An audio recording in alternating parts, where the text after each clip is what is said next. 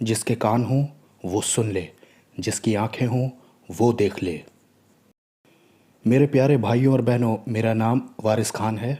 मैं एक एक्स मुस्लिम हूँ अफ़गानिस्तान से। मैं इन भाइयों का शुक्रिया अदा करता हूँ जो MNTV हैं, क्योंकि इन्होंने मुझे मौका दिया है मेरी गवाही शेयर करने का, कि आपकी गवाही बहुत से लोगों के हालात बदल सकती है। तो जैसा मैं कंफ्यूज था, अगर आप भी हैं। मैं बचपन से बड़ा हुआ एक इस्लाम और इमाम ख़ानदान में। अ, मेरी माँ को बहुत ज़्यादा दिलचस्पी थी कि वो मुझे एक मदरसे में डाले जो कि एक मज़हबी स्कूल होता है। मैंने कुरान पढ़ा है 5 साल की उम्र से, और जब तक मैं टीन एज में आया तब तक मैंने उसे याद भी कर लिया। मैं उसे रोज़ पढ़ रहा था मस्जिद में जाके, और एक इमाम हमें सिखा रहे थे। मेरे लिए ये समझना बहुत कठिन था कि ये ज़ोर ज़बरदस्ती क्यों है, ये ज़ोर ज़बरदस्ती हर चीज़ में क्यों। और कई बार इमाम हमें इसलिए मारते थे क्योंकि हम सही से वज़ू नहीं कर रहे थे उस तरीके से जैसा कि दिया है, जो कि एक बर्फ़ीले पहाड़ से हमें लेना होता था। पहले बर्फ़ तोड़ करके उसे पानी बनाना होता था, और फिर मस्जिद आने से पहले उसे वज़ू करना होता था। जबकि मेरी माँ का मकसद था कि मैं इमाम बनूं, क्योंकि हमारे सारे रिश्तेदार इमाम बैकग्राउंड से ही थे। तो मैं इमाम ख़ानदान में ही बड़ा हुआ था और इमाम बैकग्राउंड ही था, जब तक कि मुझे वैसे उससे कोई प्रॉब्लम नहीं थी। तो मुसलमान होने के नाते बड़े हौसले से मैं इस मुल्क में आया। अपने ख़ानदान के साथ रह रहा था, एक मुस्लिम फॉलोवर था। लेकिन वो दिन आया जब मेरी शादी हुई, मेरे बच्चे हुए, और मेरी बेटी 7 साल की थी, और वो सचमुच बहुत बीमार थी। और ये वो समय था जब मैं और ज़्यादा अपने मज़हब को प्रैक्टिस करने लग गया। अपने कुरान पढ़ने के तरीके से, सिर्फ़ कुरान, और ज़्यादा रोज़े, और ज़्यादा कुर्बानियाँ। और मेरी माँ जाती थी सऊदी अरेबिया हर साल हज करने के लिए। वो वहाँ पर 4 बार गई थी, और 5वीं बार जब वो सफ़र में थीं तो वहीं वो मर गईं। जब वो पहली बार गईं और फिर दूसरी बार गईं, उसके बीच में मेरी बेटी बीमार पड़ गई, और मैंने उनसे कहा कि मेरी बेटी के लिए दुआ कीजिए, कुछ कीजिए। उन्होंने वहाँ कुर्बानी की, मेमने की कुर्बानी की सऊदी अरेबिया में, मेरी बेटी की बीमारी के लिए। वो लेके आई थी, बहुत सारी चीज़ें लेके आई थी शिफ़ा के लिए, जिसमें कुरान की आयतें लिखी हुई थी। एक कप था, चांदी का कप, पानी पीने के लिए। हम उसे अपनी ज़ुबान में कहते हैं जामे दुआ, लेकिन उससे कुछ भी अच्छा नहीं हुआ। क्या अच्छी हुई वो? नहीं, उसकी हालत और बिगड़ गई। और मुझे हफ्ते में 2 बार तो उसे हॉस्पिटल ले ही जाना पड़ता था, और एक बड़ा टैंक था हमारे पास उसके बेड के बगल में। हम नाक से ऑक्सीजन लगाते थे उसे। और उसे स्कूल जाने में भी बहुत मुश्किल हो रही थी, और स्कूल के लिए हमारे पास इतनी बड़ी एक बोतल में दवाई होती थी जो कि हम टीचर को दे देते थे, ताकि बस इतना हो कि वो ठीक रहे।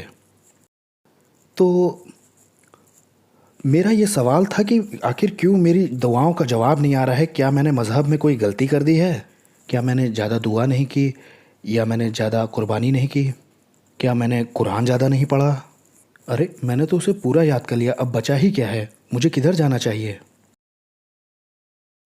तो एक बार जब मेरी माँ को अगले साल के लिए जाना था, और इस बार मैंने अपनी माँ से कहा कि इस बार आप सही में सच ढूंढ के आना, और मेरी बेटी के लिए दुआ करना कि वो ठीक हो जाए। और मेरी माँ ने मुझसे कहा कि ठीक है, जब मेरा जाने का समय आएगा तो मैं तुम्हें बताऊंगी। मुझे एक ख्वाब आया, बहुत बुरा ख्वाब आया। और मैंने उस सपने में ऐसे देखा कि मेरी माँ जो है सऊदी अरेबिया में है, और मक्का में, जो कि काबा के पूरब का हिस्सा है, वहाँ वो वहाँ दुआ करने के लिए गईं। और जब वो चक्कर लगा रही थी हज के, और यहाँ इस तरह की कुछ बात हो रही थी कि दिन ब दिन मैं दुआ किए जा रहा था अल्लाह के नाम में, इस्लाम के खुदा से, कि इस्लाम के अल्लाह मेरी बेटी ठीक हो सके। और मुझे नहीं लगा कि मेरी कोई दुआ सुनी गई। वहाँ मेरी माँ सऊदी अरेबिया गई हैं, क्योंकि मैं बच्चों को छोड़ के नहीं जा सकता और बेटी को ले जा नहीं सकता, क्योंकि यहाँ मेरी भी एक ज़िंदगी है। और मेरी माँ जाती हैं और मैंने उनसे कहा है कि आप कुर्बानी करिए वहाँ। और वो गई हुई थी कुर्बानी के लिए, वो मेमने की कुर्बानी थी। और एक बार मैंने ख्वाब देखा कि मेरी माँ सऊदी अरेबिया गई हुई हैं और मैं वहाँ उनके साथ हूँ, मैं काबा के अंदर हूँ। और मैंने ख्वाब में देखा हर कोई वहाँ काले कपड़े पहने हुए है। अब ये सफ़ेद क्यों नहीं थे ये, और मैं इसे देख रहा था काबा के अंदर से ही। और मैंने देखा कि एक पत्थर या कोई चीज़ पड़ी है और उस पर कपड़ा है, वो ऐसे रेशम का कपड़ा है और उसमें एक डिज़ाइन ऐसी बनी हुई है। और मैंने उसके नीचे से झांक के देखा तो कुछ हिल जैसा रहा था और मुझे बड़ी हैरत हुई कि आखिर ये क्या था। और मुझे माफ़ कीजिएगा, ये मेरा ख्वाब था।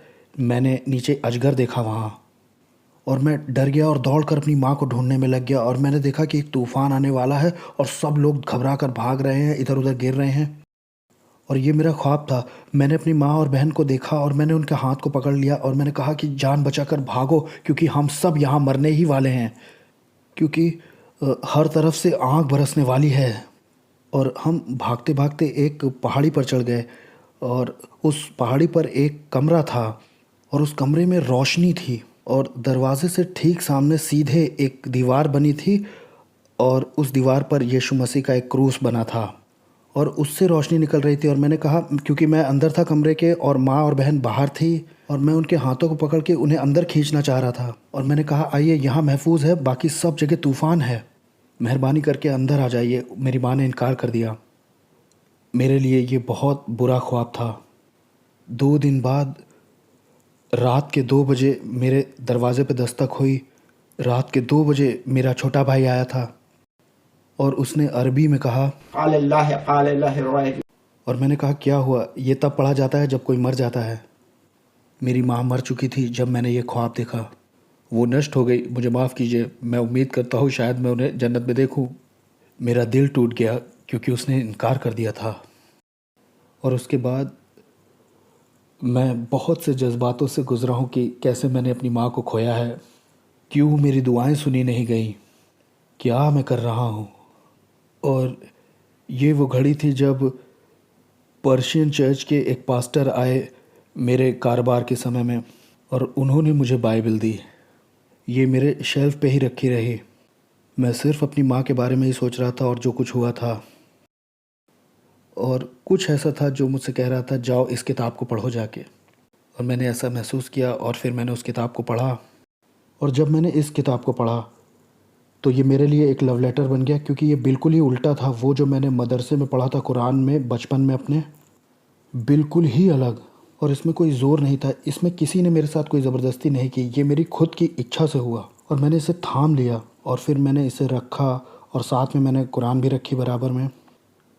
और फिर मैंने दुआ में मुंह के बल गिर करके पूछा, ऐ खुदा, मेरी ज़िंदगी में पता नहीं क्या हो रहा है, मैंने अपनी माँ को खो दिया है, मेरी बेटी बीमार है और मैं वो सब कुछ कर रहा हूँ जिससे वो शिफा पा जाए।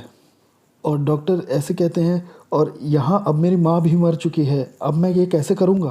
और अब मेरी बेटी, और ये मेरी क्या ज़िंदगी है? मेरी मदद करो, मुझे सच दिखाओ, सच क्या है?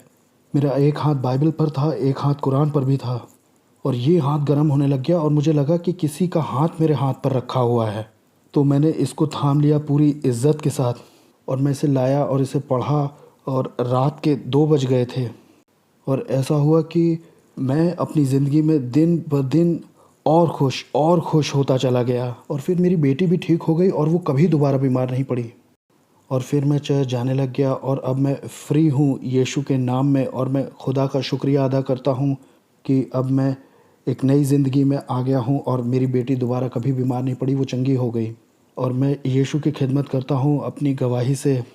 और मैं ये भी दुआ करता हूँ कि जिसने भी मेरी गवाही सुनी है वो इस फ़ैसले पे आए कि वो मसीह के वचन को पढ़े जो कि ज़िंदगी बदलता है। शुक्रिया भाइयों और बहनों, आपने समय निकाल के मेरी गवाही को सुना।